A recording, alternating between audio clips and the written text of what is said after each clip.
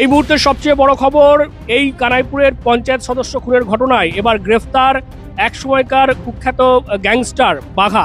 যেমনটা পুলিশ সূত্রে জানা যাচ্ছে, আজ সকালেই বাঘাকে গ্রেফতার করা হয় বাঁকুড়ার সোনামুখী এলাকা থেকে। এবং আপনারা জানেন যে ইতিমধ্যে এর আগে আমরা দেখেছি বাঘার ভাই বিশা, তাকে গ্রেপ্তার করা হয়েছিল এবং তার সঙ্গে সঙ্গে দুজন সুপারি কিলার, তাকেও গ্রেপ্তার করা হয়েছিল।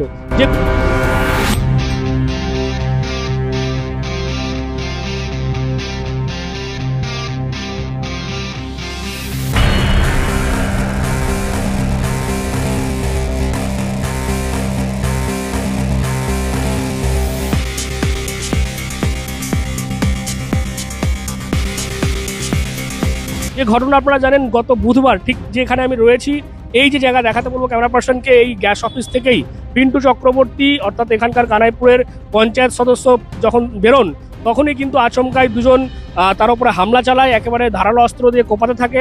তারপর এখান থেকে পিন্টু চক্রবর্তীকে উদ্ধার করে নিয়ে গেলে চিকিৎসকরা তাকে মৃত বলে ঘোষণা করে কলকাতায়।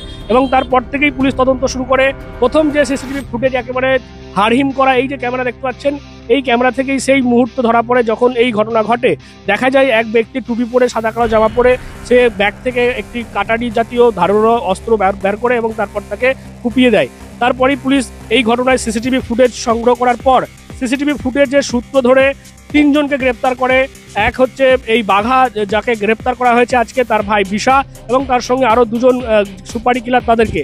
তারপর পুলিশ তদন্ত এগিয়ে নিয়ে যায় এবং আজ সকালে কিন্তু জানা যাচ্ছে বাঘাকেও গ্রেপ্তার করা হয়েছে।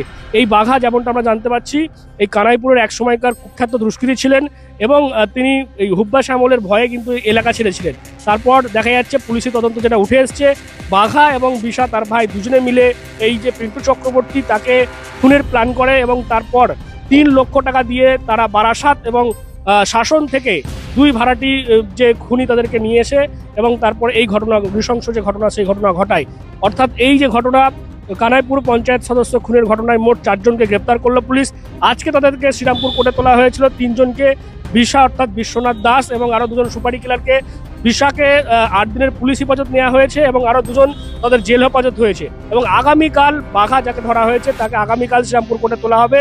পুলিশ মনে করছে যে জমি সংক্রান্ত যে বিবাদ, সেই বিবাদের কারণেই রাস্তা থেকে সরানোর জন্যই পিন্টু চক্রবর্তীকে এভাবেই প্ল্যান মাফিক একেবারে পরিকল্পনা করে কিন্তু খুন করা হয়েছে। এর পেছনে আর বড় কোনো মাথা আছে কিনা, সেটাও কিন্তু খতিয়ে দেখছে চন্দননগর পুলিশ কমিশনারের আধিকারিকরা। আপনারা কি বলবেন এই বিষয় সম্পর্কে অবশ্যই কমেন্ট করুন কমেন্ট বক্সে। আর এরকম আরো খবর পেতে নজর রাখুন ডিএনএন বাংলায়। ডিএনএন বাংলা সবার মনে, সবার ফোনে। বাড়ি হোক কিংবা অফিস, কিচেন হোক কিংবা বাথরুম, সবকিছুই মনের মতো করে সাজাতে আজই আসুন আল আমিন মার্বেল হাউস। এখানে নামি দামি এবং গুণগত সম্পন্ন মানের টাইলস, মার্বেল এবং গ্রানাইটে রয়েছে প্রচুর সম্ভার। আমাদের ঠিকানা আল আমিন মার্বেল হাউস, গ্রাম মুকুন্দপুর, পোস্ট মশাট, জেলা হুগলি, পিনকোড 712701। আমাদের কন্ট্যাক্ট নাম্বার 7319093272, এছাড়া 7063845499।